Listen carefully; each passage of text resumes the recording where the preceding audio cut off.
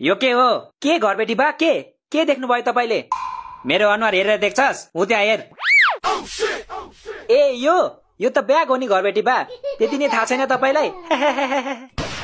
Bag हो त्यो मलाई पनि थाहा छ गोरु। तर यो लेडिज ब्याग यहाँ कसरी आयो? त्यही त कसरी आयो? म नि छक्क परिरहेको छु। कसरी चाहिँ आएछ? ओइ यो लेडिज ब्याग यहाँ कसरी आयो? मलाई के थाहा कसरी आयो? घरबेटी बालाई थाहा होला नि।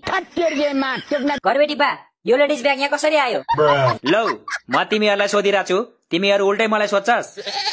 म यो ब्यागलाई सोध्छु ल। ओइ ब्याग त यहाँ कसरी आइस? कसको ब्याग होस् त? छिटो भने नत्र पुलिस बोलाउँछु म। ओइ बौला नाटक गर्छस् मेरो अगाडि? छिटो भने कसको ब्याग हो यो? मेरो ब्याग हो त्यो मेरो। धेरै लुके, अब लुक्दिन म पनि लुक्दिन। लुक्दा ढाडै सड्क्यो। अच्छा यति धेरै त म लुकामारी खेल्दा नि लुकेको थिइन। ए यही हो तिमीहरूको पारा? मेरो आँखा छलेर केटी ल्याउने तिमीहरू? सरी घरबेटी बा सरी, अबदेखि आँखा नछली ल्याउँछौँ। चुप लाग, यहाँको रुल बिर्सिस तिमीहरूले? रुममा केटी ल्याउन पाउँदैन भनेको होइन? किन घरबेटी बा के हुन्छ र हामी आउँदा?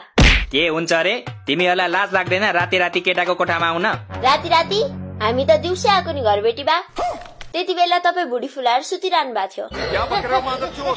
यो आजकलका केटीहरू के भाका होलान्? आफ्नो नभए नि आमा बाउको इज्जतको त ख्याल गर। त्यही ख्याल गरेर त हप्तामा 2 चोटि मात्र आउँछौँ नि घरबेटी बा। के रे हप्तामा 2 चोटि रे? हजुर घरबेटी बा। किन कम भयो भने भन्नुहोस् है, अबदेखि 3 चोटि आउँछु। ओइ तिमीहरू दुईजना भोलि भाले बाँच्ने बित्तिकै कोठा खाली गरे। भाले त अस्ति भर काटेर खाएको होइन घरबेटी बा? क्या करूं इसका? घरबेटी बा तपाईँ यसको कुरा नसुन्नुहोस्, यो पागल हो पागल।